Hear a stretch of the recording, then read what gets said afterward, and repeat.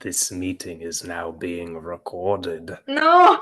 You're trapped here with the recording device for the meeting.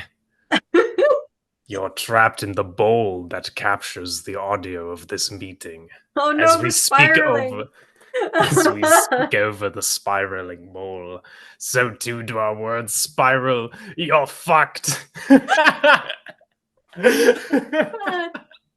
Dude, like I once recently was speaking to a friend of ours who's also a listener who was like, where do some of Key's voices come from? Because Salt kind of does the same three voices for quotes, which are all various British voices. But you go all over the place, and I love that for you, but it's also kind of remarkable. Yeah, I just pick stuff. The real lore there is I try to imitate people who would call in to the radio station. Oh, the one you used to work at. Yeah, Yeah. and because I worked the late shift, so we would get some certified strange people awake around 4 in the morning, calling in and asking for various things. You Some of which I'd never heard of. Looked at our library and was like, "Dog, that doesn't exist." Yeah, can I have this random track from this one Saharan cell phone? And the worst part is we had songs from Saharan cell phones 1 and 2 in our Mm, library, and I'm like, my man. hmm. No, because you have a great radio voice and everyone knows it. And certainly people have been sending in Patreon Q&As, getting a little flustered over it. But it is also kind of funny to me that you just pop off with some. I still think about all the way back in episode one, your like, have you ever seen the devil boy voice? Like it does haunt me. Like it's the loading sound that plays when I wake up sometimes, like the loading screen that blasts itself into my brain when I'm getting up and I'm starting to like process my spirit back into my body. Like that's what plays to get me going. You have to have the whole explanation with him where it's like, have you ever seen the devil boy? And you're like, yeah, I have. First of all, not what I sound like. Wow, okay. God damn it. All right. I will take that L and move on then. But that's the thing too, is I think with the spiraling demon bulls, which we've been teasing since episode two, right? That because like we were like, oh my god, we should do a incantation bull episode because we couldn't help ourselves with the exorcisms, and so many of them are exorcisms. There are a lot of magical voices and oral authorities that are being conjured in these things, and it makes you wonder, like, we've talked about before about our conjuration voices, like TM, and how different they are from our regular speaking voices. Me as well, just personally, I slide into a Serbian accent like very heavily depending on who I've been talking with, and then I slide back into a more, I guess, whatever you want to call it, like a more like North American adjacent Mhm. accent, from just kind of where I grew up. Because I moved when I was very young, right? So like I slide between both of them, but then there's a very particular voice I use for conjurations in English versus ones in like Serbian versus ones in German. So and ones in Portuguese, right? So Mhm. I don't know. It depends on who you speak to, but I think I again this episode is going to involve a lot of random pronunciations. So we gotta shut up that friend. Who goes by Mhm. Zia online for thank you so much for all of your help in being able to frankly just conjure your way into our hearts and give us some ideas as to how some of the Aramaic and Sasanian and Hebrew and also Arabic and Syriac conjurations can go. It won't be perfect, but we deeply appreciate it, especially since these gentlemen are going to be reading them out loud. Very, very, very helpful pronunciation guides, plural, over the years have been downloaded into our brains from, you know, Middle Egyptian, Yeah, and it's very good. it's very good. All right, let's get the music going and see what we're up to today.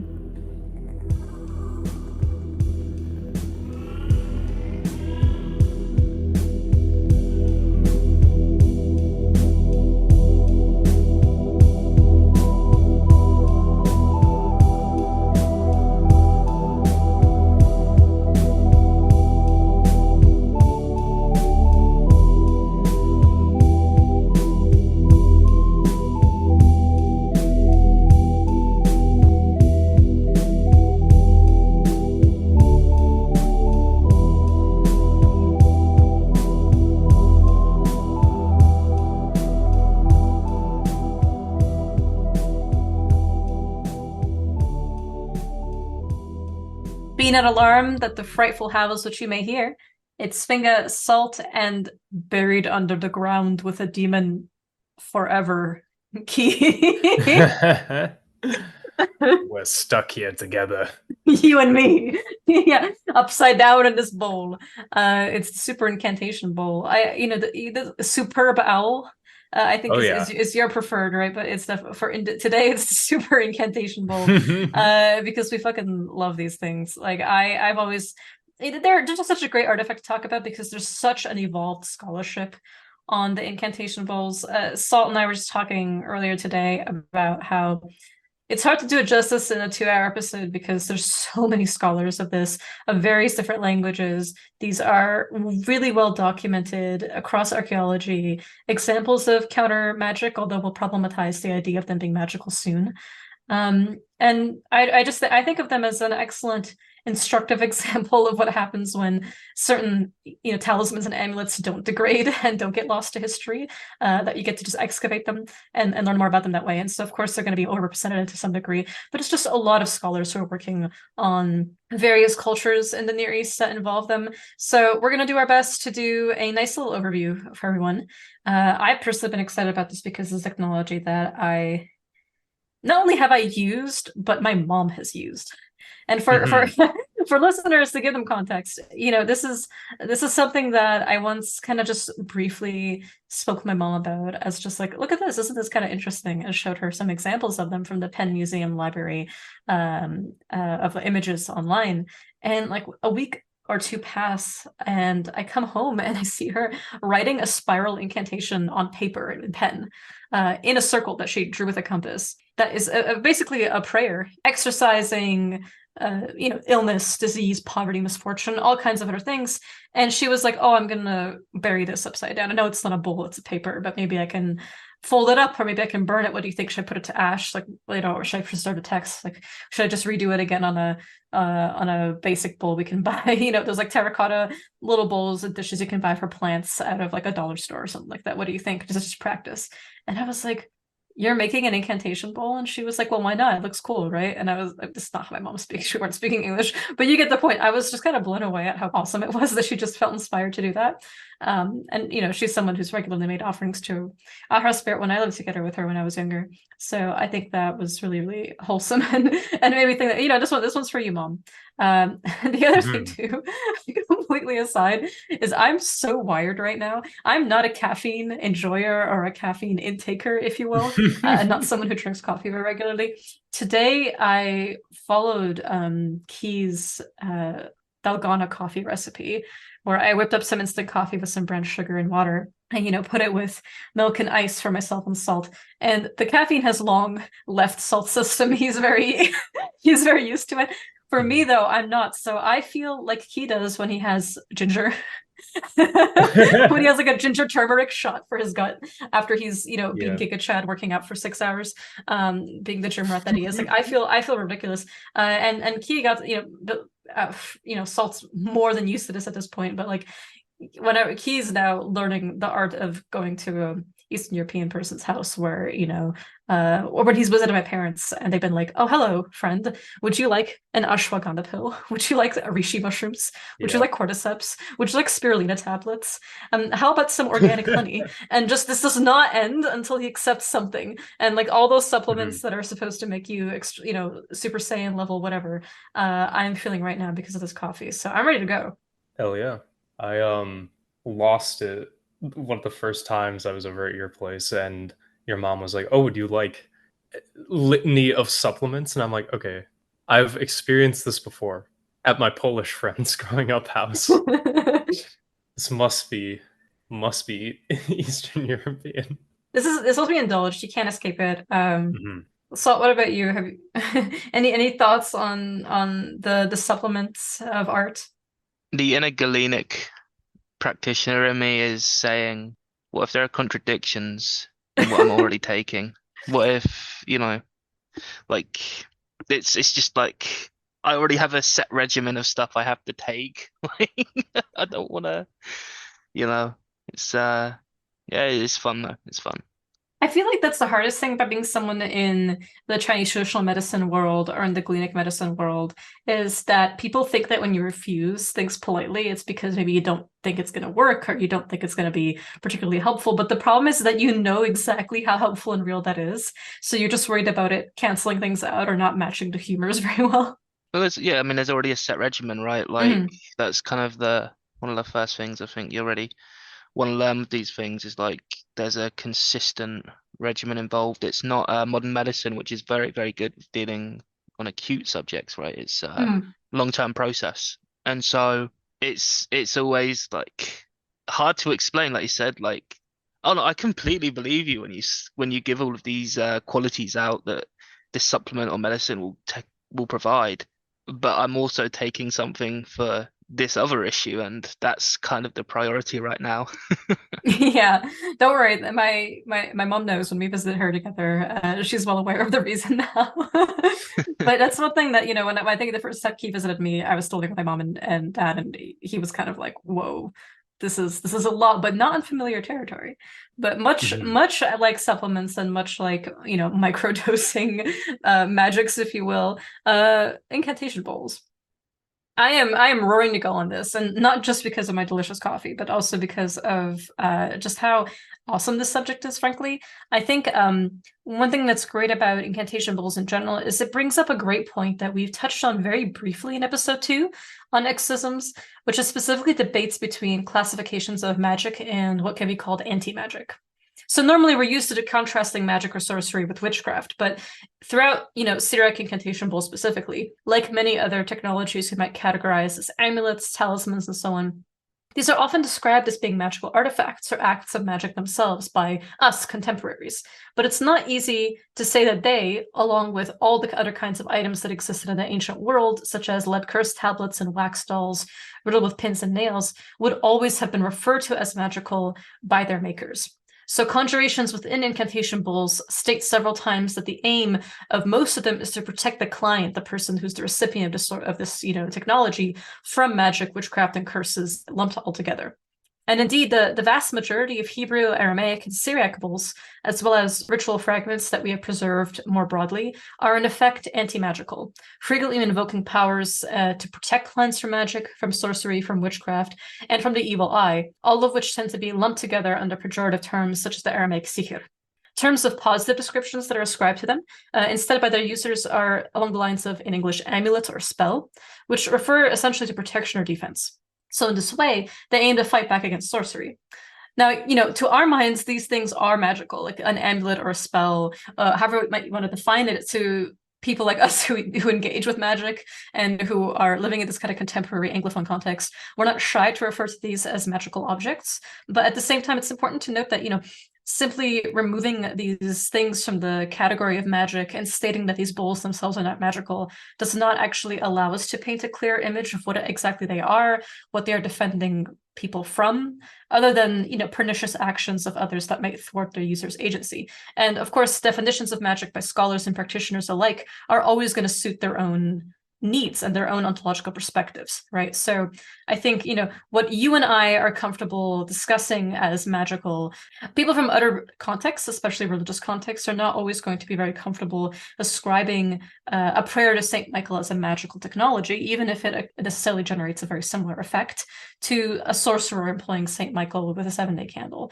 And certainly, this is why I really enjoy Spanish and Portuguese emphases that these are works, like trabalhos, because it emphasizes, that this is not necessarily so divorced or so different from sweeping your house or doing the dishes.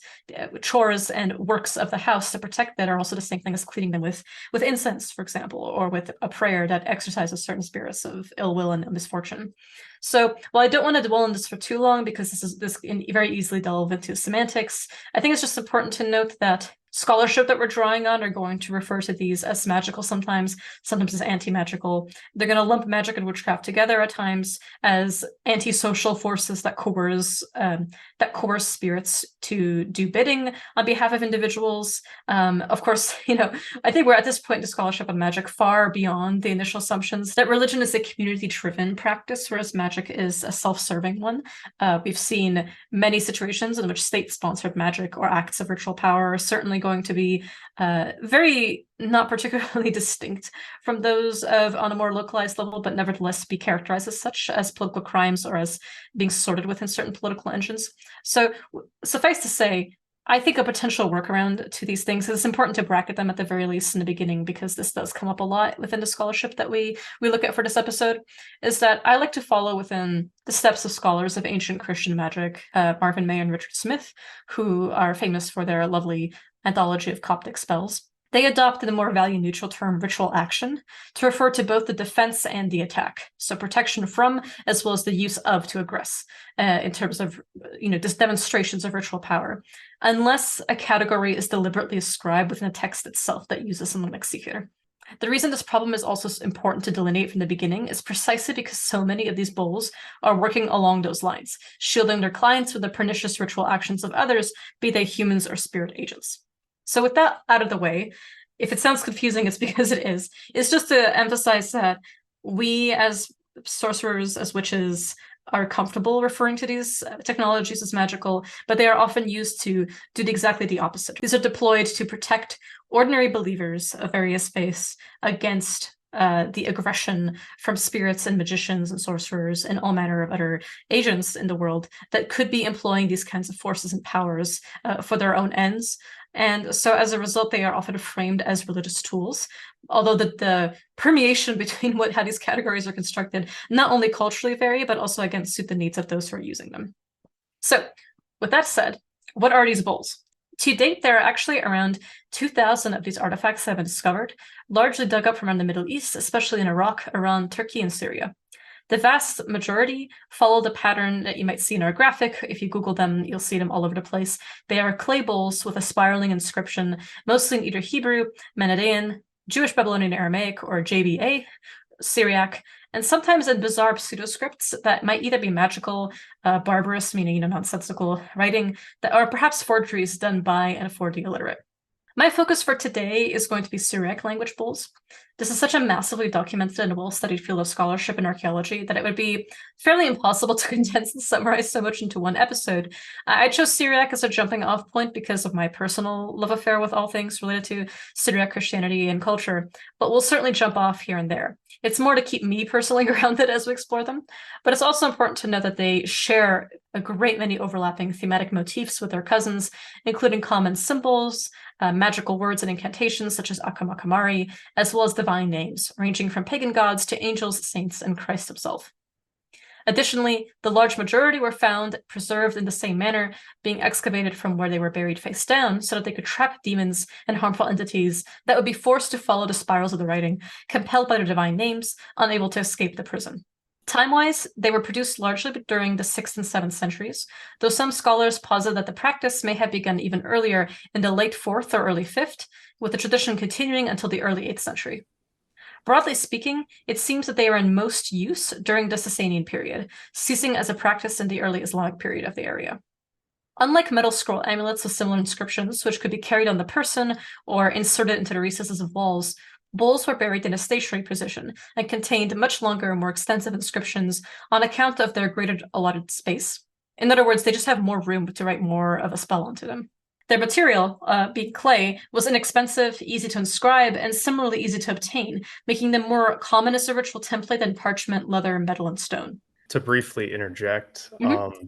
I really like two of the things that you've highlighted so far as a magical technology in the bowls. Mm-hmm.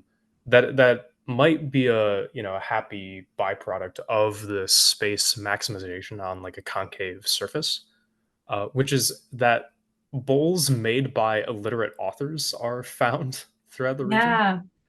And it's the spiral shape of the text itself that is in some ways serving this apotropaic spirit deflection or entrapping quality. It reminds me a lot of the use of like labyrinths on parchment or things of this nature, or Yeah. like etched into stone to remove spirits without this text, but following the same motif of like a spirit becoming entrapped within any sort of vortex of writing or spiral patterns or other spiritual vacuums, as it were, that they can draw themselves into and not be able to find their way out. Exactly, labyrinths of psalms or just actual etched shapes.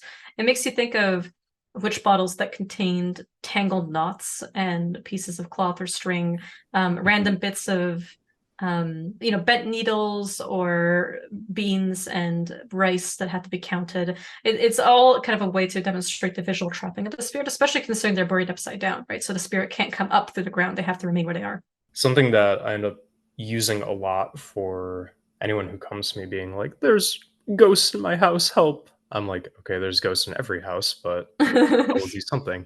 Um, but it's the labyrinth of text, where I'll trace one out on parchment and do Psalm 122 in the Mm, pattern, because that's the whole Walls of Jerusalem one that pacifies the contents, yes, yes, and I'm like, "Yeah, it's pretty good." yeah, love it. So the Sasanian era, which is really well known for its fierce debates within Zoroastrian, Jewish, and Christian traditions on the state of the soul after death, was also one pregnant with magical rituals. This was heralded by the dramatic rise of this incantation bowl technique, which aimed to address the less lofty goals, than salvation. It dealt with more of the immediate, intimate concerns of the individual, such as this worldly healing and health, protection from demonic assault, and a general lack of control over one's destiny. It's not clear why actually the bulls disappeared with the Arab conquest of Mesopotamia. We do not yet have evidence of an Islamic decree being issued to stop the fabrication of incantation bowls, many which, of course, were custom made, but some, much like ancient Greek cursing lead tablets, were mass manufactured. So the client had room to write down their own name and in the conjuration to state, protect me, protect the body of this person, X daughter Y, for example. Similarly, we cannot actually say it was because of Islam's supposed opposition to magic when Judaism, Christianity, Mandaism, Zoroastrianism all held similar attitudes, none of which, of course, ever halted the manufacture, sale, or use of what we now call magical amulets, texts, and technologies. And as I mentioned before, the terms to describe these tools were those that rejected the pejorative implications, such as magic, sihir, kesamin, and so on, or witchcraft, keshafim, mabadi, Hirsche. Rather, they took on the language of healing, invocation, protection from malevolent forces. Even within early Islam in Mesopotamia, we have evidence of Islamic incantation bowls being deployed, which instead featured Arabic conjurations that involved the adjuration of angels and demons alike. But interestingly, these Arabic bowls were rarely made of clay. Instead, they were far more extravagant and expensive, often made of bronze or other metals, being inscribed with Quranic verses, symbols of power, and sacred number combinations. Often referred to as the quaking or shudder bowls, also Tasat al-Rafia or Tasat al-Tarba, sadness or joy bowls, interestingly, both of those emotions being evoked here. Their instructions include having them being filled with water and given to the client to drink for healing, so the properties of the verse would enter the body. This makes us think of similar technologies of writing something on ink in your hand and licking it off, or writing something on an egg in ink and licking it off, something that he and I both have experienced doing with our, Sigma male grind set, bodybuilding workout plan from the PGM of cracking raw eggs into our mouths to gain a familiar spirit after having licked off the exorcism from another egg. So I find this interesting, right, is that in addition to the use of Quranic verse, we have more expensive permanent bowls that are not actually buried, but are filled with water and then imbibed. Something that is very common to many of these technologies, and plenty of Arabic magic involves careful use of inks and the imbibing and the use of such. It is perhaps these bowls, these Arabic bowls, whose production coincides temporally with more or less the abrupt cessation of all clay incantation bowl manufacturing at the turn of the 7th and 8th centuries, that caught the disapproving eye of various leaders of the Islamic State, which sought to stifle their production. This is the current most popular hypothesis in the scholarship on incantation bowls regarding their dramatic cessation. However, while the form of the bowls disappeared during this time, the contents did not. The actual written spells that would be inscribed in them, as well as the majority of the symbols of power, motifs, and so on, survived in a great many literary forms, including in other magical texts and amulets, and even centuries later in the Cairo Geniza. It is important to note that the ritual tools, like bowls and amulets that feature various written inscriptions, are part of a larger trend of what might be called written magic that emerges in Babylonian Palestine by the end of the Second Temple period. Prior to this, what we call magic texts were almost entirely biblical quotations. However, these newer texts differ in that while they incorporated scripture, they were not circulated widely, recited publicly, or meant to form a particular canonical body of work. Instead, they were composed on a commission basis, addressing the needs of the individual client who ordered them. The professionals who constructed these amulets, whom we may call the practitioner in lieu of magician if that is seen as too pejorative, would select a spell from his or her collection that was deemed appropriate for the task. Collections of spells used by these practitioners, like the Brit Papyri, the Sword of Moses, and the Sefer HaRazim, while not publicly accessible in the same manner as prayer books, nevertheless circulated among small groups of practitioners. It is from these texts alongside the Bible that we find the majority of the written charms within the bowls. These handbooks served the function of instruction manuals, differentiated from prayer books for the lay, and that they were intended for private, esoteric specialists. Another crucial factor is that within the literature of the late antique period, whether in Syriac, Hebrew, or Aramaic, we do not find any condemnations against the bowls, nor any other portable amulets that bear similar incantations. This is not to say that their efficacy was ever publicly doubted, nor that of the sincerity of their users and makers. Rather, it is to say that we do not see harsh condemnations against their use the way we do in all these traditions against witchcraft, a term usually deployed to describe the illicit powers gained from pacts with demons or the use of malevolent ritual techniques intended directly to harm. Interestingly, the bowls are never once brought up in anti-magic texts and decrees, and we even have evidence of many Hebrew bowls being prepared specifically for clients with the title Rav or Rebbe. Given that the purposes of the bowls are largely for healing and protection from demons thought to cause problems for the human body, I personally often think of just the Testament of Solomon and a long list of this is the demon that causes problems for this particular organ of this part of the body, and this is the angel that thwarts them. I think it is reasonable to argue that they serve the social function of being yet another way to appeal to the powers of God and his angels in a practical sense. Again, these concerned this worldly problems and immediate issues of fate and destiny, health and prosperity, and not these more loftier goals of the state of the soul in the afterlife. This especially becomes evident once we examine the common contents of the bowl spells. The written incantations or spells are frequently formulaic, incorporating an opening phrase such as by the mercy of heaven, a request on behalf of the client, clearly naming them and delineating their station, an appeal to a spiritual authority, and then a conjuration which forms the main section, including the barbarous words, biblical verses, and other invocations of power. Certain bowls contain multiple splice spells we can trace to other manuals, incorporating two different conjurations in the same bowl, both aimed at the same goal. The Syriac Christian genre of bowls even includes spells found within the Hebrew bowl corpus, only modified to include Christian formulas. We can see this especially in the following bowl, a text which is almost identical to an earlier Manichaean text. Appointed is this charm, press, bond, besealment and warning of my house, of me, Nuri, daughter of Jeloi, of her house, her husband, and her sons and her daughters.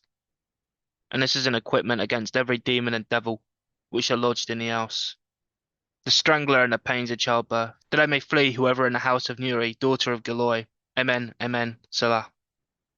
In the name of these angels, faithful today, Michael the angel, Raphael the angel, warders today, Yohabiel and Barakiel the angel, the house, do you angels by your stroke protect my house, of me, Nuri, daughter of Geloi. Amen, amen, Salah. In the name of Iran, in the name of the Father, in the name of the Son, and in the name of the Holy Ghost. This is the besealment. Some spells are particularly well attested in common, perhaps on account of their perceived efficacy, or perhaps on account of their shared circulation through textual templates from which these bowl spells were derived. One template, highly attested within the JBA or Jewish Babylonian Aramaic bowls that are found all over the Syriac material, is that of what some scholars call the divorce formula. The spell itself, however phrased, includes a judge, which is often named, presiding over a court of law and sanctioning a divorce, though instead of between a man and a wife, it is between demon and possessed or troubled client. This exorcism in the form of a legal divorce appropriates the power of the courtroom alongside heavenly, celestial symbols and motifs to force demons to obey the dual authorities of legal court and divine might.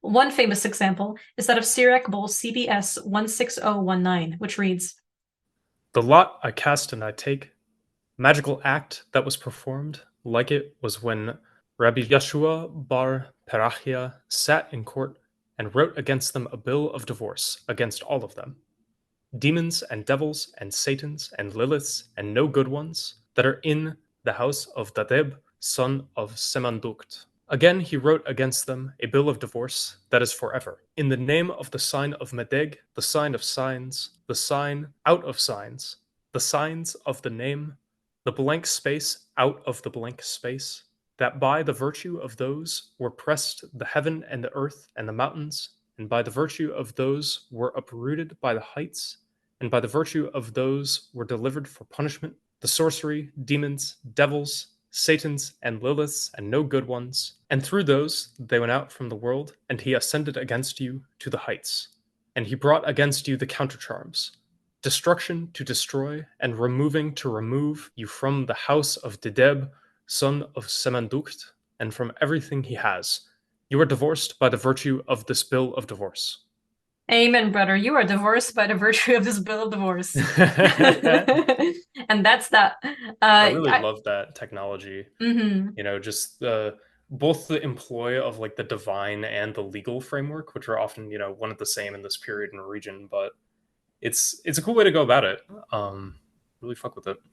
Yeah, I mean, even in episode 2, we used an incantation bowl that names a specific rabbi that was seen as a very powerful and ethical judge, and his heavenly as well as earthly powers invoked in the bowl.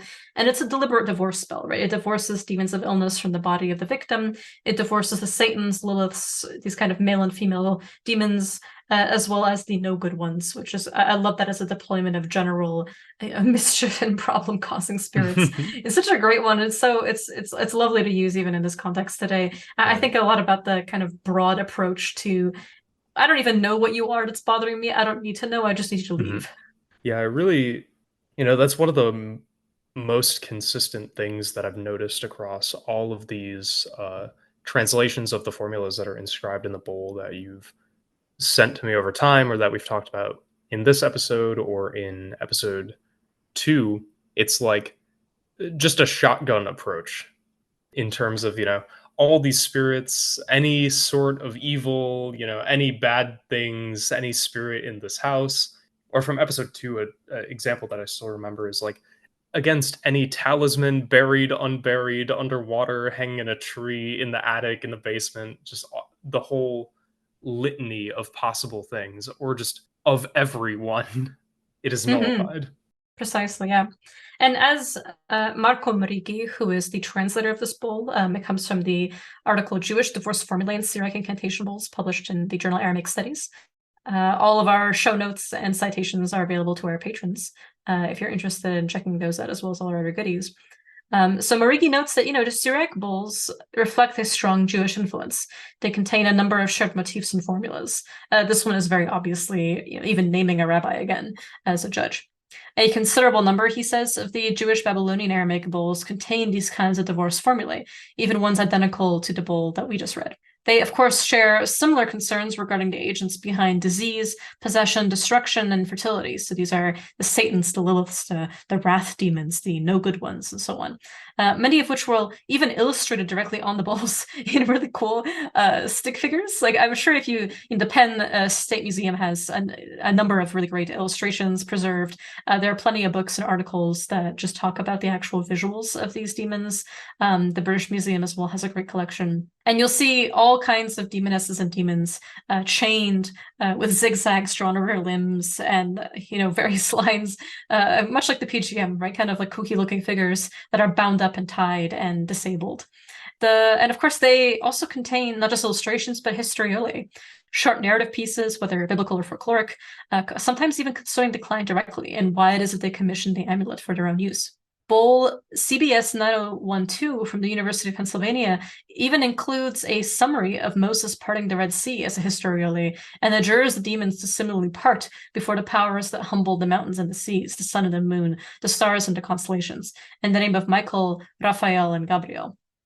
Most interesting is that this bowl even calls upon the power of Lord Abraxas, our favorite serpent-footed, rooster-headed solar deity that is featured extensively across the late antique magical texts, in conjunction with both El Shaddai and, quote, by the virtue of Jesus the healer. So this kind of blending of this worldly and heavenly authorities alongside myriad different pagan and Christian and Jewish cultural and religious motifs is a trademark of these magical texts, right? What works will work. And here is that bowl written out in full. Prepared is this bowl for the sealing of the house of Meher Hermazed, son of Memeh. By the virtue and the power of Jesus the healer, by the virtue and the power of the mighty He'eni, bound is the dwelling and the tent and the house and the wife and the sons and the daughters of Meher Hermazed, who is called son of Mepmei. Bound and sealed is as said Moses to the Red Sea, and stood the waters like walls that were on both sides. Bound and sealed, is with this word by which God made the earth and the trees to lie down, so that they submit to their Lord. Bound and sealed is by the bond of the mountains and the heights. Bound and sealed is by the fortune of heaven and earth, sun and moon, stars and constellations, that by his word are bound, and by his command stand. In the name of Michael the healer, and Raphael the deliverer, and Gabriel the servant of Adonai, bound and sealed is every evil that is in the body of Meher Hermazed, son of Mepmei. And in this house, the wife and his sons and his daughters and his cattle and his property and in all his dwellings, by the seal of Reun, son of Zetned, and by the signet ring of King Solomon, the son of David, by which are sealed the wrath demons and the no good ones. And I seal by the seal of El Shaddai, by the mighty Lord Abrasax, and the great seal by which are sealed heaven and earth, that all demons and impious visitation spirits, and no good ones from it, before it they tremble and may not break the seal, and against this amulet and the countercharm may they not do evil. And everyone that casts an evil gaze and roams about and dwells, may he be bound by the bond of fire and by the chains of water, until the melting of heaven and earth. Amen, Amen, Selah. May be seated and may be protected the house and the wife and the sons and the property and the body of Meher Hermazed, son of Mameh, and may depart from him the Mevakalta, and the evil dreams, and the curses, and the vows, and the sorcery, and the Mevakalta, and the losses, and the lacks, and the harms, and the poverty, and may he be sealed, and may be protected, Beherui, daughter of Betesh, from the Mevakalta, and the evil dreams, and the curses, and the vows, and the sorcery, and the magical acts, and may be bound, the Mevakalta, and the Lilith, and the excommunicated one, and the abolished one in her hands, and in her feet, so that she may not approach her, and may not harm her, this Beherui, daughter of Beteshed. Amen. Well done, dude. Hell yeah. Because in the translation that is offered in Morigi, the names are just the raw consonants and aspirations. So this is our approximation, thanks to our friend who is a specialist in Middle Egyptian, but of course, just kind of attempting that. The grammar of these, the syntax of these is definitely lovely. I do love the idea of, hey, anyone who casts an evil gaze and roams about and dwells, may they be bound by the fires and the chains, and the melting of heaven and earth. I love the visual metaphor of that. But it's just a broad sweep, right? Everything for both of these individuals that are being consecrated, as well as their property and their family members and their livestock. Absolutely everything is being encircled by this bowl. And I love the Jesus the Healer. I love Lord Abrasax or Abraxas. I like the invocation of the angels. Invocation of these Hebrew god names, and of course, Moses himself. This is so beautifully magical to me. It's a longer one, and it's quite complete. A lot of these contain fragments that are missing, that involve reconstructions and so on. I've tried to choose examples that are more completely preserved, even if there are occasional guesses as to what the missing words are. But this is an especially beautiful one, and I really, it's bull number 6, CBS 9012. One of the things that I really like about this bowl as well is its invocation in the name of the ring of King Solomon, by which the wrath demons and no good ones are bound. So, further giving attitude to those Testament of Solomon style demons that cause illness and plague different parts of the body, and how they are indeed, that same narrative of his binding of the demons appears here again alongside everything. It's just chef's kiss in terms of historiola to me. Yeah, absolutely. Yeah, it's definitely a good source of, continued authority that you just kind of see constantly through, well, both magical literature and apotropaic or anti-magical literature, right? Which is your specialty. So speaking of which, Morigi's book, his articles as well as his really famous book on incantation bowls are full of examples like this one. One that particularly struck me empowers the user through various Mesopotamian deities to move against a demoness and exorcise her from a woman. And I think, when you hear it being pronounced, you'll see exactly why it's so fascinating.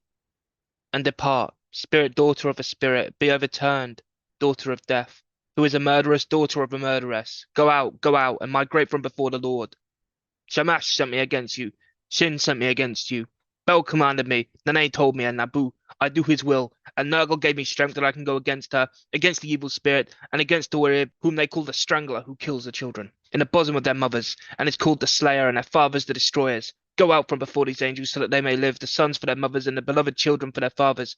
For I was given a name, by which I make you go out, evil spirit. Go out from before, and migrate from this mighty seal, and go to the marriage feast and eat fat, and also drink a libation, and migrate from Quarmagzip and from her sons. Amen, amen, Salah. That, first of all, you give a great rendition of it. And secondly, isn't that just such a cool spell? Mm-hmm. I Like like the it, guy's name. yeah, he's great. Yeah, and note the list of Mesopotamian deities associated with the 7 planets here: Shamash, Sin, Bel, Nane, Nabu, Nergal. Note that we see this exact formulation in another Jewish Babylonian Aramaic bowl, specifically number BM91771 in the British Museum, and also various Mendaic lead scrolls and Syriac amulets. So here, the spirit is referred to as the Strangler and the Slayer, and that her fathers are destroyers. What I find especially fascinating here is that in the conjuration to leave and migrate from the mighty seal, the spirit is commanded to go to a marriage feast, to eat fat, to drink libations, and to leave the victim alone. So, basically it's not even like torturing her or saying like, hey, you Lilith, good one that might possibly hurt this woman's child or influence her pregnancy negatively or whatever. This murderess who's daughter of a murderess, it runs in the family, they say. They're saying like, hey, this place is lame, go to where the real party's at. Sometimes you might even conjure a demoness that is over another demoness to make her go away.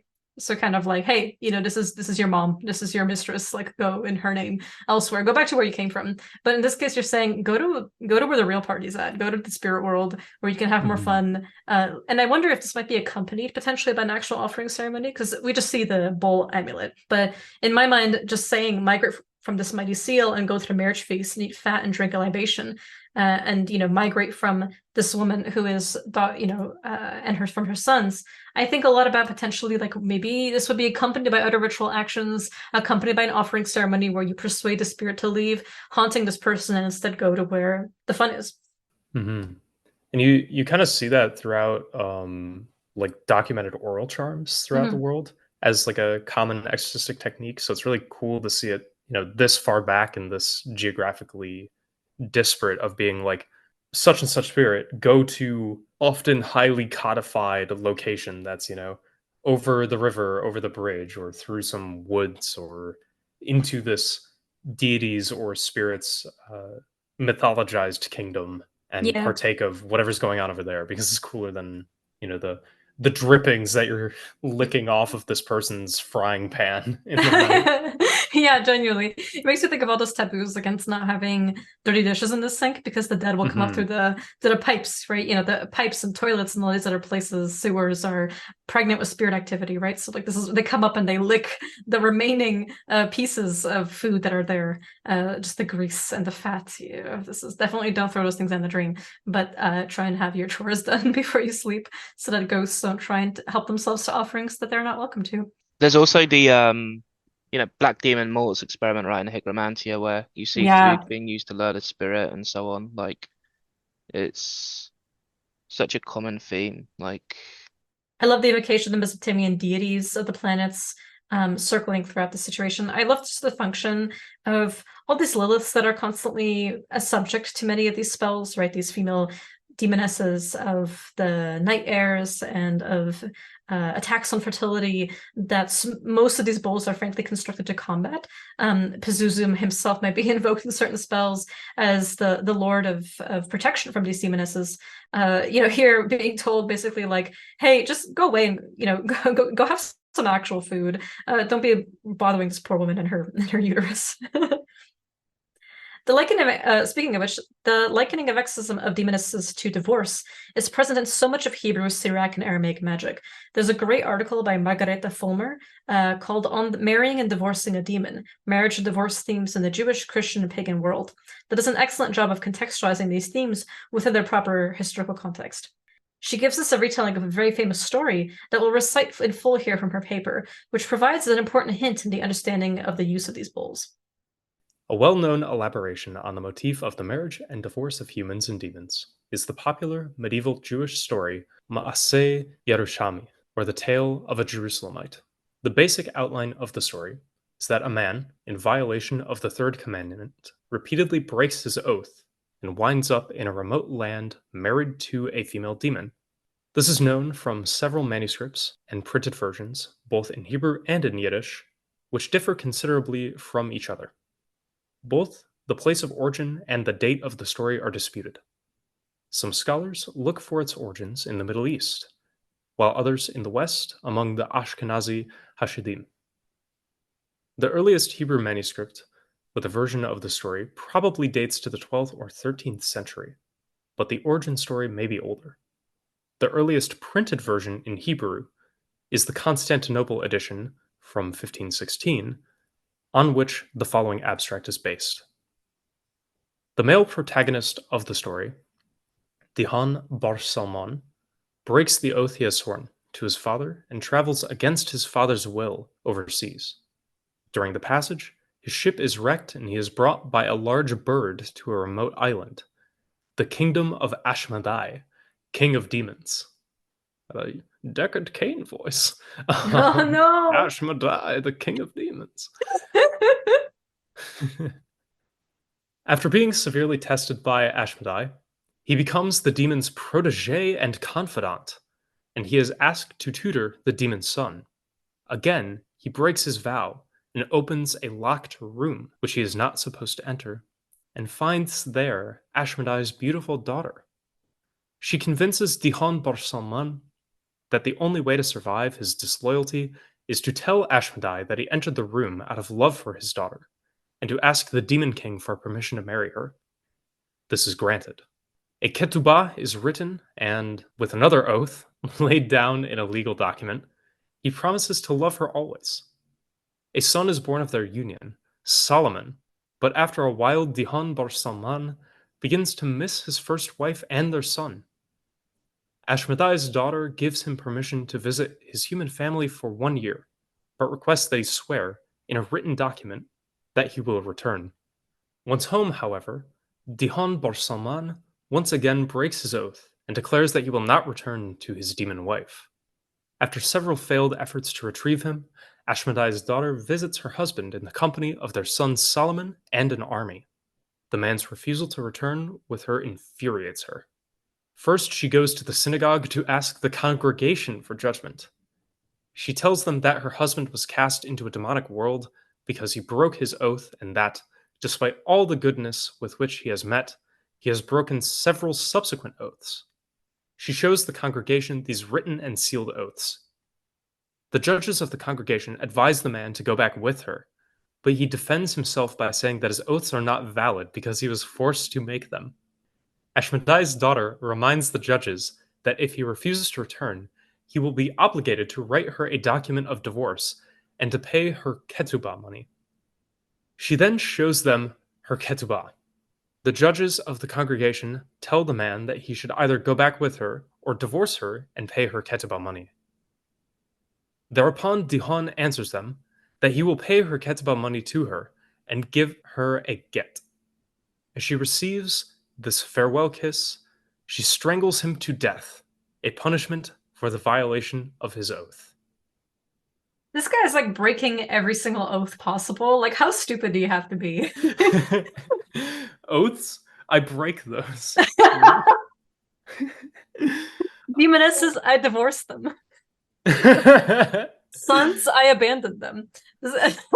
Also, what did it mean by his union with the daughter of Ashmedai producing Solomon? Dude, I was hoping that that would be not only noted but highlighted because first of all, great origin story. I this story is wonderful for so many reasons. One, the whole thing of like a warlock meeting Oathbreaker or whatever, like this is quintessential oath breaking. We've talked about this before um in previous episodes, this constant notion of like, why should spirits trust you if you break your oath? This is why a broken promise is such a good link, or in other words, a kind of personal concern, much like nails or spit, semen, vaginal fluid, blood, hair. Because if you can weaponize it against someone, if they're like, hey, they didn't fulfill their promise to me, how are their spirits supposed to believe them that they'll keep their promises of offerings that in exchange for their work? It's a great thing to levy. There's a reason witches are known to harvest essentially broken promises and use them against people. And in this case, so is the celestial hierarchy. I love that the demoness is able to go to a Jewish court and ask the rabbis there to verify the judgment and to verify the particular documents of their marriage, right? So the actual oath, she's like, I know you're a slippery eel. You not only broke promises to your father and presumably to his wife and child, given that he essentially abandoned them without intending to, right? But breaking a promise to one person in society doesn't mean that it won't have a trickle-down effect. Because if you get exiled because of something that you did, that essentially violates your marriage commandment as well, unless you want your wife and child to be exiled with you. And then he ends up being a tutor for Ashmedai's son, and he tells her, hey, the one place in this house that you shouldn't go to is where he has his beautiful daughter locked up. And he goes there, and she's like, well, she helps him. She's like, hey, here's a way to get out of this situation. And everything is finally looking up for him. She even lets him visit his wife and son and just has him, but she knows he's a slippery eel, right? She makes him write this whole thing. She's gonna get her coin. She had the prenup ready. So he goes and is like, nope, not coming back with you. She comes with an army knocking on his door.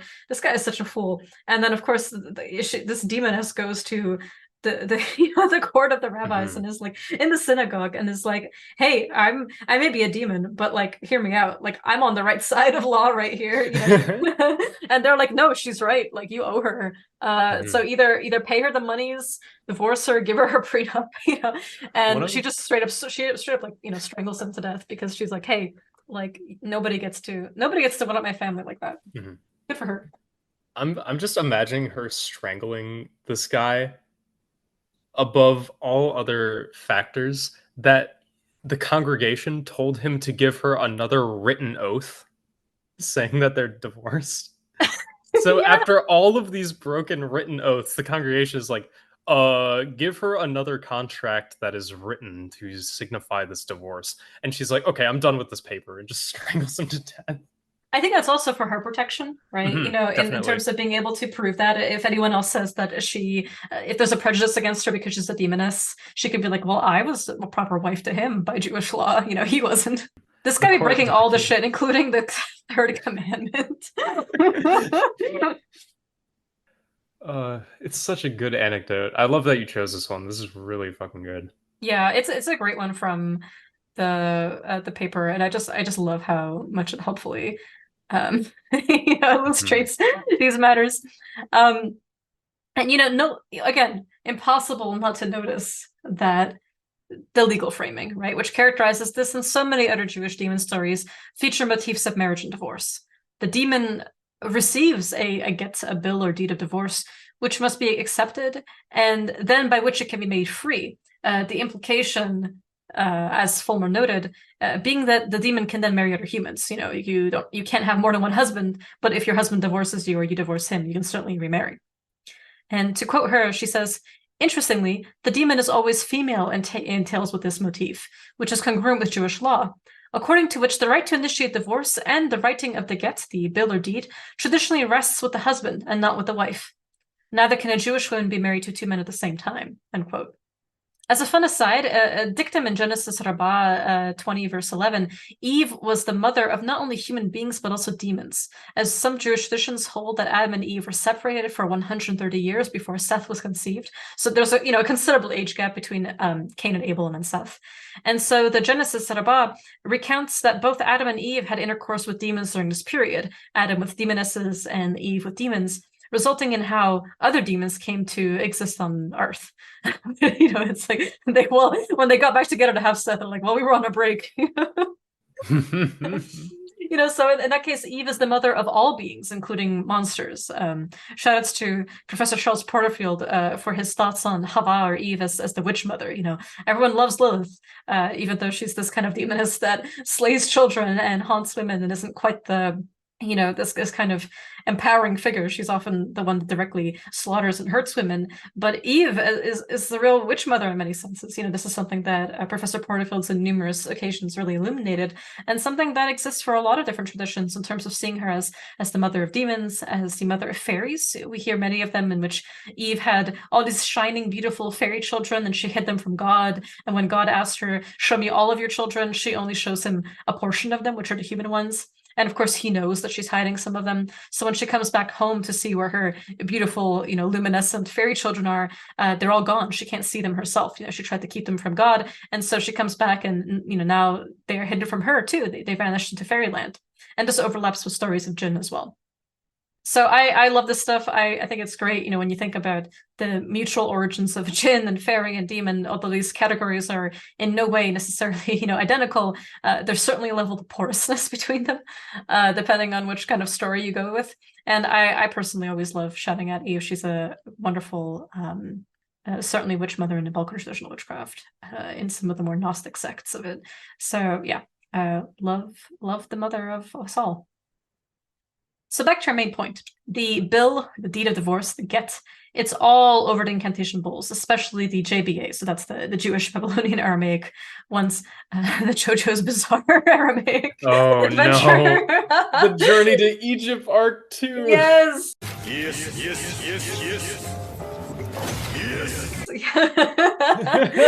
Oh, the weeb just came out. Anyway, but also it's not just those. I was legit gonna put Jotaro. But also, the Syriac and Mandaean bulls. And some rely directly on the authority of rabbis who were judges that were held in great esteem and honor, and whose authority could be wielded and cited just as one might with Solomon, Saint Cyprian of Antioch, Faust, and so on, such as in the following JBAB number 20. I cast a lot and take it, a magical act I perform, and that which was in the court session of Rabbi Jehoshua bar Pariah, I write a deed of divorce to all the Satans and Liliths who are in the house of this PN. Divorce via the bowls is one of the most common motifs across their constructions, and the technology comes from Akkadian magical texts, in which human illnesses are often thought to be caused by demons who have chosen the afflicted person as their spouse, and therefore the healing must be administered via divorce. Not every remedy, of course, involves divorce. One great example from Hattusha, dating to the middle of the 2nd millennium BCE, has a demon that is thought to be the cause of a person's illness, manipulated to marry the figure that functions as a substitute for this ill person. So this is a kind of transfer of identity of a marriage candidate, as opposed to a divorce from an unsuitable or unfavorable candidate, which I thought quite fascinating. And of course, I think that spirit marriage is something that we will touch on in many episodes. It's certainly something that I'm dedicated my life to being something of a kind of avid fanatic of researching, and someone who is deeply involved in these stories myself in my own personal life. But I think something that is good to note here is that people tend to speak of these functions as largely positive, and they certainly are empowering. I wouldn't be where I am without that. But suffice to say, many of the reasons why sudden illnesses happen in the ancient world are thought to be much like a jinn or a demon or many other kinds of spirits kind of obsess themselves with the erotic power of humans, or become jealous and possessive of them and start to claim them for their own. And you suddenly are ascribed taboos you didn't even know you had and are accidentally violating them, which causes harm to you and your loved ones. In this case, the majority of these situations involve needing a divorce as an exorcistic remedy, as a form of healing, so that you yourself are not, erotically drained by the spirit and are caused illnesses and all manner of other kinds of paralyses that come with the negative attention of these spirits. I'm also utterly just fascinated by the legal language used in these proceedings, which do not merely concern themselves with matters of unwanted spirit marriage. So here's an example of a legal formula to the sun god being used for healing. Shamash, you have judged my case. You have rendered a verdict for me. Remove the illness from my body. As we've mentioned in our previous episodes, it's one thing to call upon the purity of a deity to protect you, but you better be within your rights to call upon them. It's their duty to intervene by nature of them ruling that subject. But if you are in violation of their taboos, or if you're polluting of their will on earth, don't expect them to help. So it's kind of bold to be like, deity name, you've judged me, you've rendered a verdict for me, remove this illness. You probably should be pretty on good terms with the taboos of that deity. I mean, I hope your court case is going to come out in your favor, right? Like, Absolutely. It reminds me of some of those spells that you'll see floating around in like, various contemporary magic books or on the internet when it's like asking a spirit to judge you as innocent or guilty and then transfer like the effect of that ruling onto the other person. When it's like Yeah. directly descended from this, but I'm like, I don't know, man, that seems a little risky. Yeah, you better be really clean. hmm And you better be sure that not only are you right, but the spirit thinks you're right. Yeah. As you guys were saying, it's like, you might be in the right by these earthly standards, but even a demoness can go before the court of law and win with the right documentation. That's the thing too, is like don't underestimate the spirits to produce documents. They are not purely an artifact of our world. I think Salt, while I won't call upon you to cite that stuff right now, my love, I know that you are something that you bring up to me a lot and just us kind of nerding out about magic is the sheer volume of legalistic texts within the Chinese folk traditions that involve spirits producing documents before the courts of heaven and noting what is owed to them, including very specific not just allotments within your life and work that you must do for them, but also just in terms of their own inner bureaucracies. oh yeah, yeah. I mean, like, you don't really, in China, you don't necessarily speak to the gods. You might send them a letter, right? Like it's active like reports and stuff. Like there's also like table text, as Yeah, you might yeah, translate it, where it's like, oh, you want to send money to your ancestors? Okay, we'll burn this with the money that you're giving them. yeah. Like it's like, maybe there's a passport in there that makes sure it gets through the underworld smoothly without being taken by either another ghost maybe or like one of the underworld officials, because it's like, what's going to happen when you send money undocumented through the postal service? Oh, look, the envelope's gone. It's definitely legal issues in magic, religion, spirituality. Like they're huge. I mean, we even talked about in the exorcism episode, right, when we were talking about the etymology for like conjuration, adjuration, and all that. Like it's very much part and parcel of it from the start. Pretty much in almost every single culture, I think, because when theologians are talking about laws and order, there's nearly always some kind of reference to like the role of religion and law, right? Like Aquinas is talked a little bit about that as well in particular.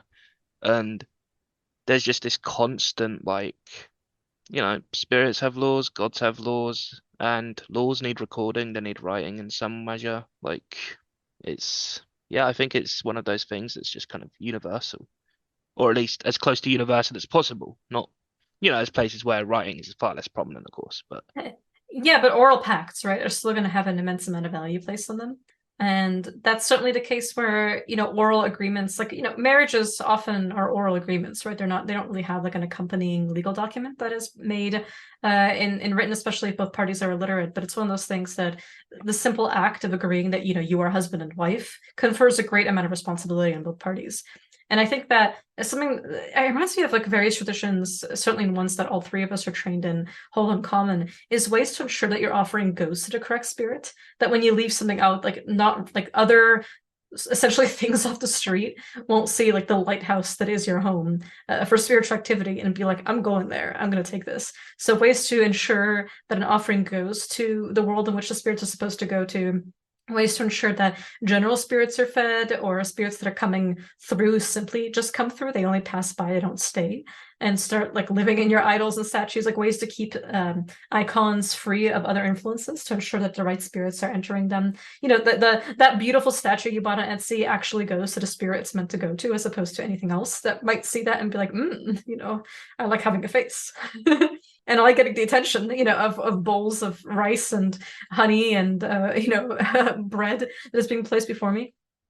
much like in incarnate existence, in which we are sending out hopefully grandma's sending you some money, or you're sending grandma some money through the mail. You want to make sure that the person handling your, your post doesn't fleece it from you, especially for those of us who are, immigrants trying to send money abroad to our relatives.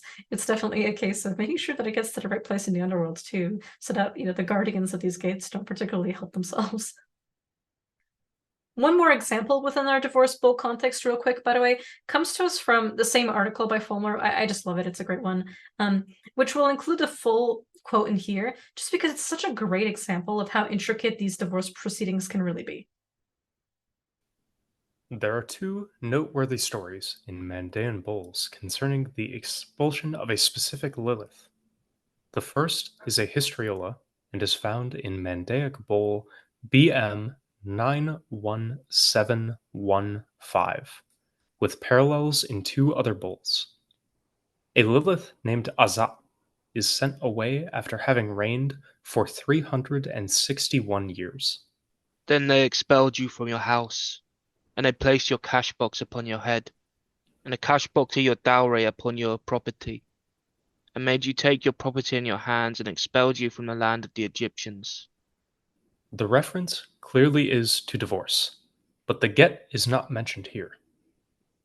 The terms coupe, or cash box, and dadun, or dowry, and malug, which is a special part of the dowry given by the bride's father, refer to those items belonging to the woman, which she is allowed to take with her in the case of divorce. All three terms are borrowed from Akkadian, kupu, nundunu, and malugu, and appear in rabbinic literature. The second story, which is much longer, is found in a bull re-edited by Müller-Kessler. The bull recounts the story of Buguzan Lilith, the daughter of Lilith Zanai, who has taken possession of the house of a couple while sleeping with her husband, scheming to make the man separate from or divorce his wife, saying, "I will separate the man from his wife," and to kill their children. In the end, Buguzan Lilith is expelled by another demon, but this event is not framed in the legal language of divorce. I love how serene you sounded reading that. I like how when you're reading the actual number classification of the bull, it sounded a little bit like someone like giving you the digits when you call a phone number, and they're like, please enter BM 91715. Like, first of all, great. I also just love I will separate man from his wife. Turned on my numbers station voice. You did. Like, Sky King. British Exorcism Bowl BM 91715. Yeah, so the BM, by the way, is British Museum. Mm-hmm. So these are, these short forms are names for the collections that are used for where these can be found. And there's a lot to say about this story, or these two stories rather. For the second one, I just love the idea of the demon taking possession of the house. Like, how do you invade a house, especially houses are concerned in spiritual matters as their own entity, their own organ with their own spirits within them.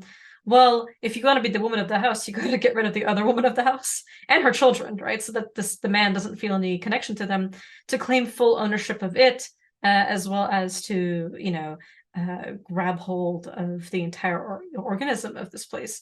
And also in the first example, note the notions of dowries. It brings to mind jinn marriages, heavily brings to mind a great number of different techniques that involve, what is owed to the spirit if you are gonna, I don't want to say necessarily break the pact, but a divorce is a kind of breaking, right? Is a kind of nullification, or a kind of completion of a pact that's saying it's no longer valid, but certain things are doled out regardless. You don't just kind of say, okay, I'm done, and leave. You owe the spirit and they owe you something perhaps in return, especially if they're the one initiating the divorce. Although usually I find that it's the human party that is on the shorter end of the stick of having to owe reparations, as it were. So I love this as well. And in the second example, the Buguzan Lilith is actually expelled by the use of another demon. So there isn't even a divorce formula that is used. It's specifically someone presumably that has authority over her was conjured to get her to leave, and hopefully she got to go to a sweet party where she could do lots of fat and drink lots of wine. So yeah, we'll definitely talk about spirit marriages in many different contexts in the future. We got many more things to cover first, but I like the emphasis on divorce in these bowls. You can't really escape it when you're talking about them. And I for one am certainly just overjoyed that we were able to cover so much material. It's hard when there's so much. And you could really go on basically forever with regards to just how much material there is on the bowls. What we are seeing here, though, historically and within the tradition of these amulets, is this constant back and forth appropriation of ritual power, right? Be they in form of overt religious motifs, such as biblical historiolae, names of power, symbols and signs, appeals to human and divine authority. We've seen rabbis, saints, prophets, angels, human courts, demons, and demon hierarchies, and appeals, of course, to tradition itself, the tradition of these counter magical texts and amulets. Even the words used to describe these bowls themselves, apart from, vessel and bowl, reflect this, right? They're referred to as amulets, spells, counter charms, mysteries, oaths, healing, legal deed, seal, suppression. And these are, far from a shitty practice used only by like quacks and charlatans and characters of ill reputation. Syriac incantation bowls form a body of material evidence for the day-to-day concerns of ordinary folk, looking for a practical way to request the heavenly intervention of divine power in their immediate areas of need. So they are a corpus of the needs of the lay in the absence of diaries and letters, especially by especially by illiterate peoples. Their abundance shows us that people felt they were dealing with a great number of different spiritual agents that could harm them, and it shows us what they resorted to in order to remedy those concerns. It's a system of appropriation deployed in both symbology and narrative structure, which evidences a direct engagement with hierarchies of power on the smaller yet incredibly important level of individual consumerism, right? Because these were bought, it shows this remarkable tenure of various verses from, let's say, legal documents, from biblical, historiolae, from actual prayer books that were passed around, places like the Sword of Moses, places certainly like the Sefer Harazim, so many different kinds of, books and magical texts were used in order to copy and paste essentially entire verses to be used to empower these things. They definitely fall into a category of spells very easily linked to the PGM. And I find them to be exceptionally helpful in kind of thinking through how we engage with spirits today. There are a number of great places online where you can see plenty of different helpful analyses of this. I mean, not just as the body of scholarship on this and the written, work that's available online, incredibly diverse. There's a great YouTube video from the Katz Center for Advanced Judaic Studies called The Aramaic Incantation Bowls, Jewish Society and Culture at a Crossroad by Samsha Gross from the University of Pennsylvania. The University of Pennsylvania, because it has one of the largest collections of incantation bowls, has a great many resources you can look up online. In 2021, on September 15th, the Penn Museum even hosted a workshop for kids to ward off COVID-19. They could draw little demons representing COVID-19 and lock them up with shackles and, have spirals of notes around them going wash your hands, wash your hands, wash your hands, wear a mask, wear a mask. It's super cute. I thought it was adorable. You can also buy replicas of actual incantation bowls from the Penn Museum gift shop. If you look it up on there, My Shopify, we provide links to all of these things in our show notes. There's also a wonderful episode at the Secret History of Western Esotericism podcast called Daniel James Waller on the Jewish Incantation Bowls. Daniel Waller's doctoral thesis is all about the rhetorical poetics of the J.B. Georgios Bizarre Adventure. No, sorry, of the Jewish Babylonian Aramaic incantation bowls. There we go. It's a bit of a mouthful. It's absolutely phenomenal. We link it to. Highly recommend, because he is not only an expert on this topic, but provides a really great historical background to the very poetics that are involved in the inscriptions themselves. So he studies the actual text on these bowls and what kind of assumptions and cultural motifs are bounded up in their language and framing.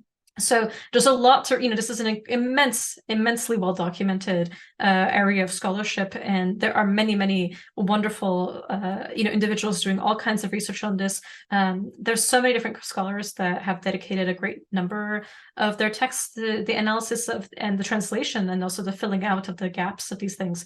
So, to do this, topic justice would require, perhaps an entire podcast series on its own. So I will happily defer to the wonderful people who are, helping translate and bring this information to us and doing this analysis that we inherit so much from.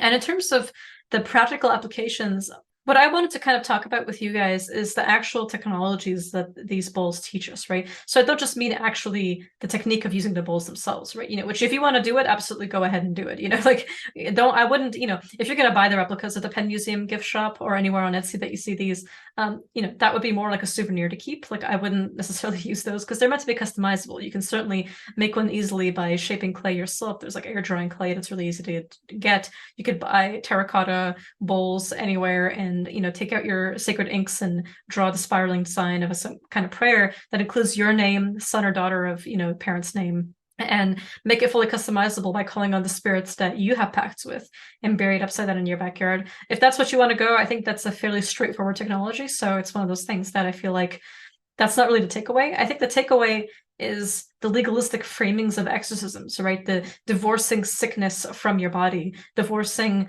potential misfortune brought about by an obsessive spirit from you, providing a getaway, noting what you owe spirits, whether you're aware of it or not.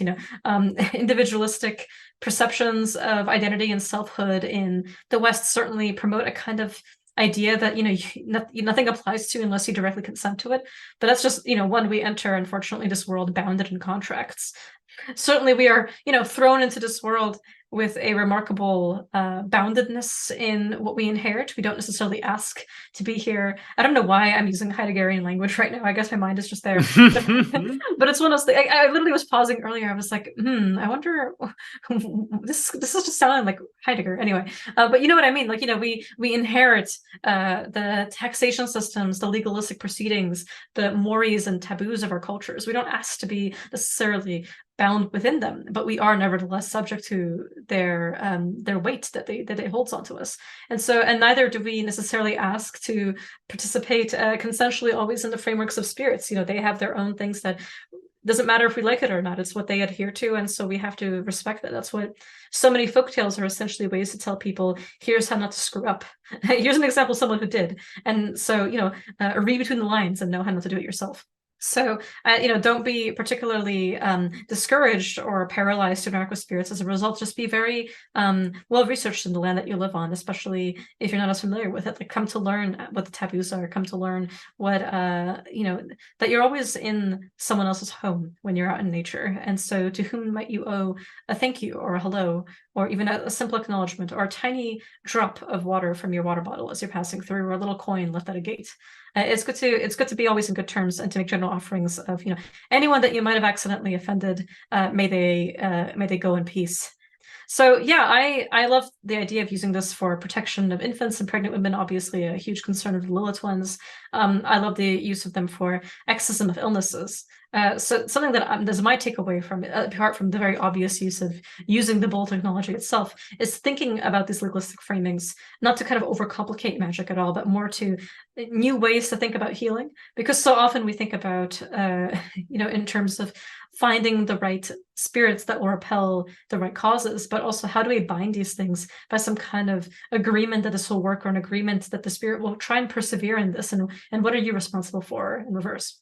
Yeah, definitely. With the what you owe to the spirit and what they owe you within this implicit frame, or beyond that which can be, explicitly codified by this contract, or are codified by convention, as you mentioned, are really important players in really any magic. Just like how do you know that you're not, just by acting in the way that you would normally act in the day-to-day life, pissing off some spirit who has a completely different set of social, you know, norms, and will apply faux pas to you whether you like it or not.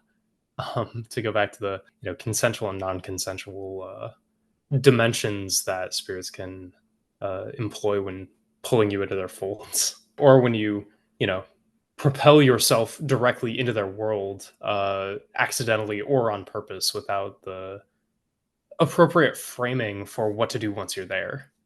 Yeah, and it's something that can be kind of, I would say, really troublesome to deal with, especially for those of us who take on clients as well, is when you see very clearly that something's gesturing to you that some kind of agreement was broken, but the person may genuinely be unaware of it, or they may be genuinely forgetful of what it was in the first place. It's not always easy to remember what counts as a promise. And, while that may not seem fair to some people, I think it's just, that happens in the human world too, right? You never realize who you might have offended that took more seriously a promise than, or interpreted something as a promise than you might have initially considered it.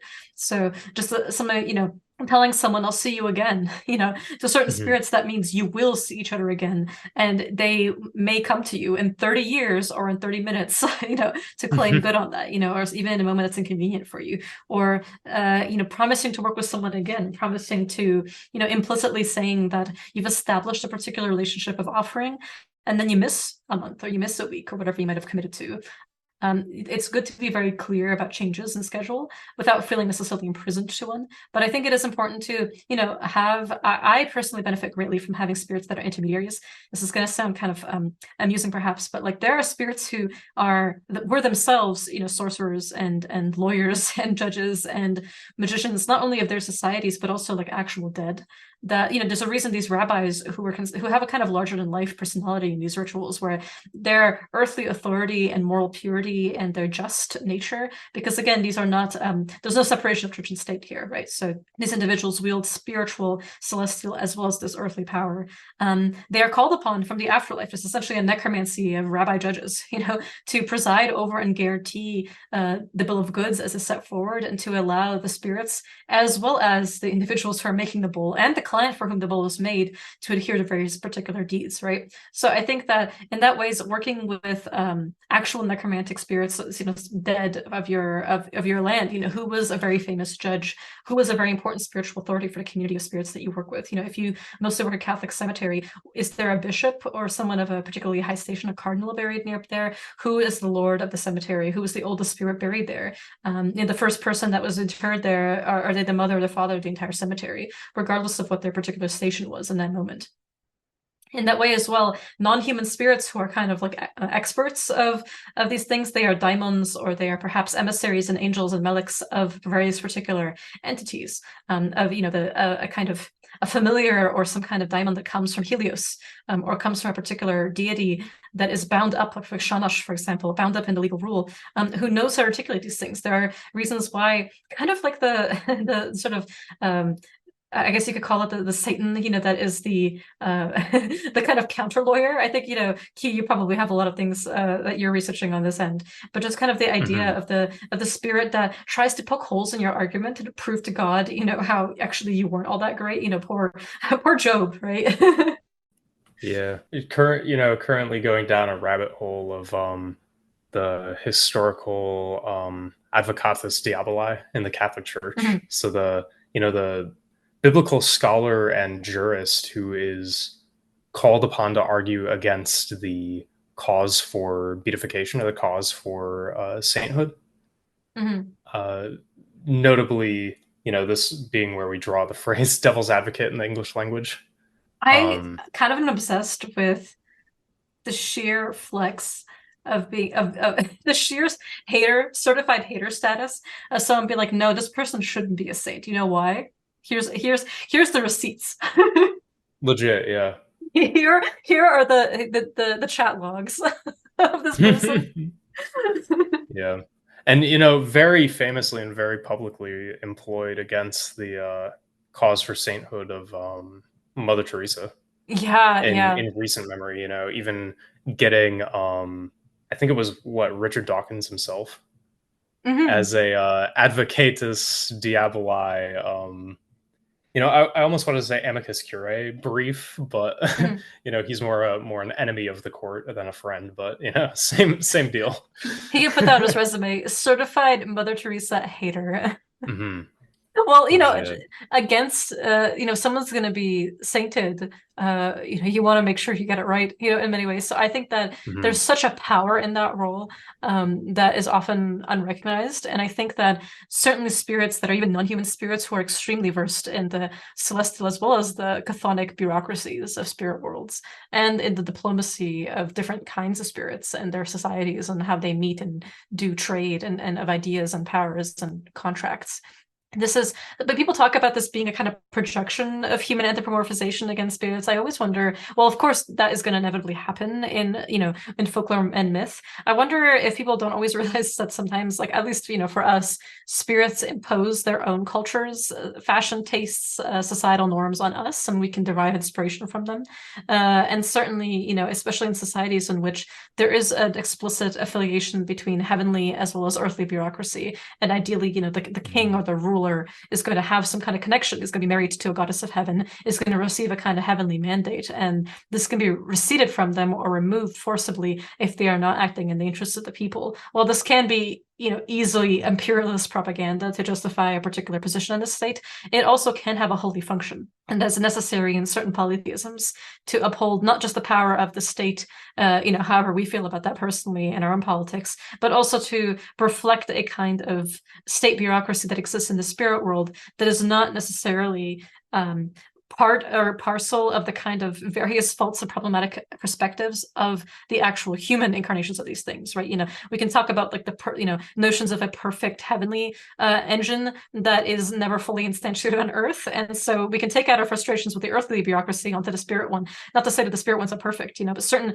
theologies by nature see them as perfect. It's not to say that we have to accept or necessarily be believers of the particular nuances and propagandas of these things and the theologies on the theological justifications behind them.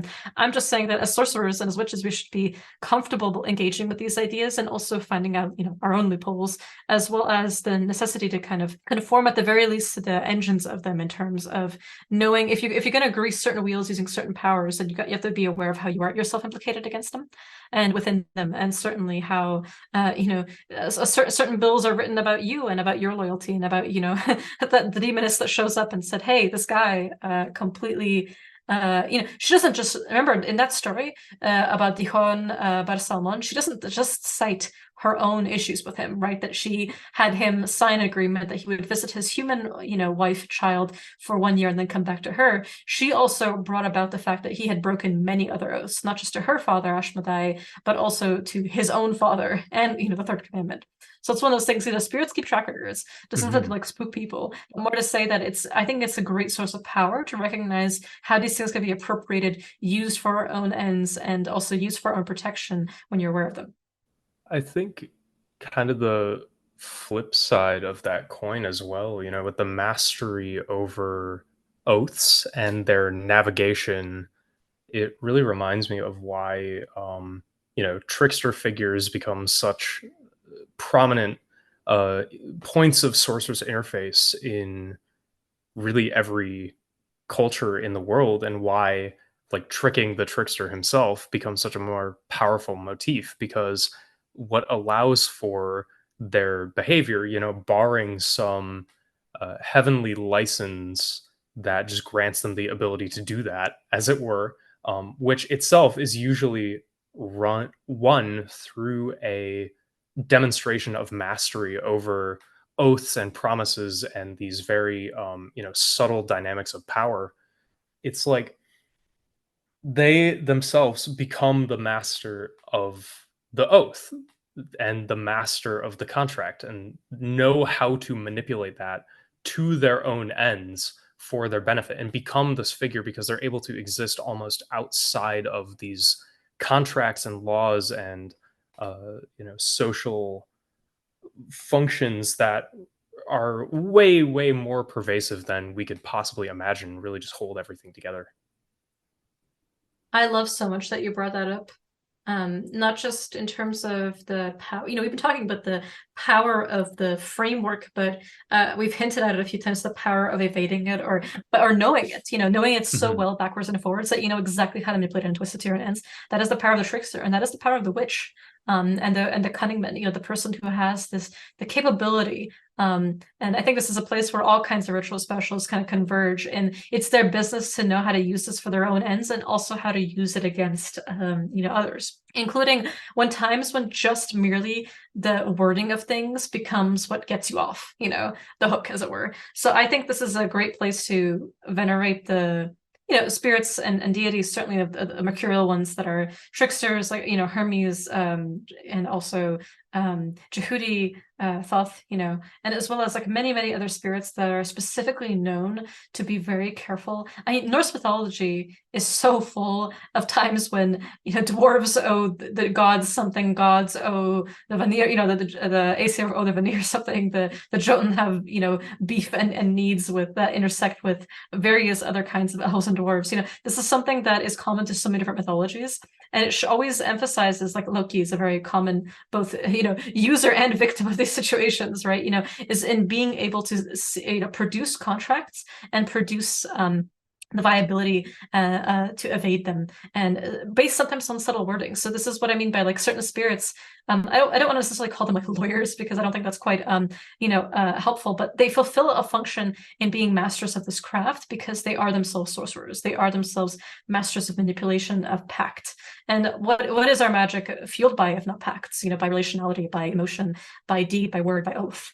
No matter what kind of magic we practice. So having spirits both of human dead, much like I suppose much like in terms of like using the spirit of a magician to teach you how to be a better magician, the spirit of a blacksmith to teach you to be a better blacksmith. We also look at the spirits that are non-human, that are more invested in these hierarchies than we ever consciously will be, even if we ask to be placed within its folds, both for its protection, our protection, I should say, in terms of wielding these sources, but also in protection from others who might use the exact same hierarchy against us. If we can prove to Shamash that we're good with him, then certainly someone trying to use those techniques against us might perhaps have their magic fail. That's why it's always good to have a system or two that nobody knows that you practice and that you never admit to anyone that you deal with, so that no one could guess unless they're extremely good scryer and your decoys are perhaps not as elaborate as you might think, that you have access and pacts to certain spirits. If you publicly claim power in a certain system, someone else could still curse you with that very same system, but probably you have a lot of scaffolds in place against that. But certainly it's the thing that you don't know how to defend against, and the taboos that you don't know you might have broken. A good way to motivate spirits to harm somebody, if you're not particularly otherwise close to the situation, is to show where they have blasphemed against that system. So I think that it's a great way to think about these things in terms of pure technology. I find it exciting to just talk about the general theories of things in terms of just like I don't know, it's fascinating to think about the tech behind our tech, and also just like the uses of these things. It doesn't matter if you're going to employ it or not. It's just kind of not just useful to know per se, but it's also just helpful to think through other examples in which this content may be relevant. So even if you're not framing many of your oral charms in these ways, I think it's helpful to think about what are the implicit oaths being stated that bind you and spirit alike, or what are examples in which nothing is bound, and where might you want to have something bound, which is the spiraling glyphs of this Azabio tradition itself. The one of the last points I wanted to make related to understanding the tech behind the tech, and just thinking about modern instantiations of this framework that we can see going back even to these bowls. Something that kept jumping to mind, especially about navigating the intricacies and having this full understanding, was the very common category of spells that we see falling under the umbrella of the just judge. Mm-hmm. So ensuring that the ruling is just can be applied to so many other situations, and understanding that matrix of pacts that you really eloquently described, and like how it goes into everything. Knowing how to rip one of those spells apart and use it for literally any purpose, like going to different spirits and being like, here's the just judge spell because this judgment that we have like rendered together in terms of crafting this working together can be fueled by this. If something isn't working, it goes back to something that I think you mentioned in your blog posts before, Mm-hmm. about the use of like a divination with beans being tied up in the cloth and kept as the signature, as it were, of the pact. Like, you have divined this, Yeah. so this is the ruling. Exactly. It holds the spirit to it. If the spirit Mhm. said, I agree that this healing will be efficacious, hold them to that. even if it doesn't go completely as you're planning it to, it still provides a certain level of momentum. Just a promise from a spirit that it will work. Use that as a kind of catalyst for being a kind of weight within the fabric of reality when you're pulling the healing to the person. That way, to say like this is the start, this is the initial agreement that there's fortune that will be coming into this person's life and the successful removal of this illness. Let's build on that now with herbs, with exorcisms, with passing stones over this person, burying them in different locations, and so on. So that is Super Incantation Bowl. I have, to this day, Salt and I cannot get our mind around calling soccer soccer. Like we say football, right? So for us, American football is a very different thing. But in lieu of Superb Owl, we present the Super Incantation Bowl, where many Liliths and Satans and no good ones duke it out within the spiraling dome for finding their agency and their ability to invade and to manipulate the human world. I'm really glad we got to do an episode on this. It's something that I just find absolutely fascinating as a great artifact of ritual power in the Near East. And I especially am glad that we were able to kind of talk a little bit about the use of the logics of these bowls and their inherent worldviews that they convey. For our Akashic records, mine is Spiraling by Holy Reptile. As a Holy Reptile myself, and because this involves spiraling text, it's just what I was. I'm the serpent girl of the three of us, right? So I always gotta plug, my people. But I also it's a great song, and I listened to it a lot while writing this. And from me, I will go back to our man Peter Pringle, because we were talking about the JoJo's Bizarre Adventure languages today, Jewish, Babylonian, Aramaic, and we'll plug a noted departure from his, Jotaro speech, and plug a Romanian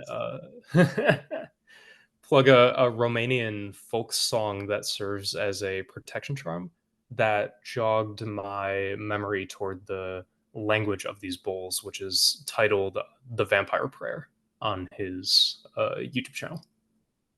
Of course, you'd be into the Vampire Prayer. Oh yeah. The lyrics, the text of the prayer itself are amazing too. Mm-hmm. I love the "May the Almighty watch our door, that the unholy ones may enter nothing, and that He keep our children safe until the light returns." I know, it's so good. Mm-hmm. And Peter Pringle, always a delight to plug him. And I think a nice way to tie this episode back to episode 2. You thought we forgot about that first little clip from Gilgamesh. None It's so can good. none can escape the Babylonian jump scare. No, none. The Certainly Hittite not. jump scare. Oh man. And to potentially plug a upcoming episode, if you are good to reveal one of our podcast plans. Yeah, go for it. A modern inheritor of the very technology and liturgical language and traditions of these bowls that we will soon be investigating are Ethiopian healing scrolls. Yes. Oh my goodness. Oh my God, right. Like that's one of the, 70 plus topics in our Google Doc that at this point we've been kind of tossing around. I was like, oh, what will be next week? I'm very excited about that episode. It may not Mhm. be within the next, 5, but it's certainly upcoming. And I'm really, really excited to not only produce that research, but also Ethiopian Orthodox scrolls and amulets and protections against were hyenas and all manner of things are just so fascinating and so incredibly just diverse and beautiful technologies. And yeah, very good plug. I'm excited about that. Mhm. Yeah, definitely. I think, that episode, like you mentioned, is a long ways out because all three of us are really fascinated by the associated traditions for myriad reasons and really want to do the topic justice. So Mhm. stay tuned for that. Indeed. And remember, until then, you can always catch us on twitter.com/frightfulhowls and our patreon.com/thefrightfulhowls. It means so much to us. For every single person that subscribes, you get access to Salt's beautiful monthly almanac of all manner of help and aid in terms of planning your own ritual calendar and your own best days to do certain things, with his incredible astrological cunning and his spirit-divined tips and tricks and oral charms for the days. Certainly, you also get access to our Q&As, where you get plenty of a bit more, relaxed environment. I mean, our podcast is pretty chill, but I think, it's definitely us letting unwind a little bit to answer some hilarious personal questions, as well as give magical advice and observations. You can ask us whatever you like anonymously, and we'll do a monthly review over the questions and hand them out. You also get access to our beautiful plant knowledge of the month that comes with the almanac, opportunities to vote on future topics, and all manner of other goodies. You help fund the show directly and allow us to produce bonus episodes. Thank you so much to everyone who has signed up. Every single one of you means so much to us. We are deeply humbled by all the wonderful responses that we get every week. It really means the world to us to be able to continue to do this, and also just deliver, not only just our thoughts on things, but hopefully, give back to the community that's given us so much by giving out some interesting, folkloric interviews, as well as investigations into all manner of different sorceries. And with that said, I wanted to make sure, usually Aki's the one who picks the licenses apart. I picked this one because also a bowl. This is a bowl MS from the Martin Shoyan collection, 2053. And I think it's a worthy way to end it all off as it contains not only such a good, kind of review of everything that we talked about, but it's just a gorgeous, gorgeous apocalyptic language. And you'll hear it now. I stand upon a mountain of stone, upon a great mountain of stone. I heed and listen to Shamash and Hur, his grandson, the son of the great king of the Devs and the great ruler of the no good ones. On that day, at that hour, and at that time, when the Devs were going out for battle and the Liliths were going out for wailing, the phalanx of the demons and the band of the no good ones were in commotion. The troop of the Devs and the band of the Liliths were in a commotion. The drum of rebellion groaned, the horn of destruction cried out. The cauldrons boiled over with rage. The great cauldrons of destruction boiled. 4 blasts of wind came forth from the 4 directions of the world. 4 blasts of wind came forth from you, the shore of the ocean. 4 dragons came forth from you, the Lydian mountain. The Dev shrieked, the dragon howled. Zarnai Lilita wailed. Leviathan the fish became agitated. He shook and quaked and caused the entire earth, the universe, to shake. There was shaking in the earth and groaning in heaven. The stars turned over and all the constellations turned over. The great anvil of heaven budged. The sea turned over by its rage and by its power, and the angels were agitated in heaven. I stand at the shore of the sea and at the great shore of the ocean. I speak to the nighthawk and the bird and question the wild beasts, and I adjure the great fowl of the rivers, from which the angel Raziel issues, and from which a column of fire issues and burns the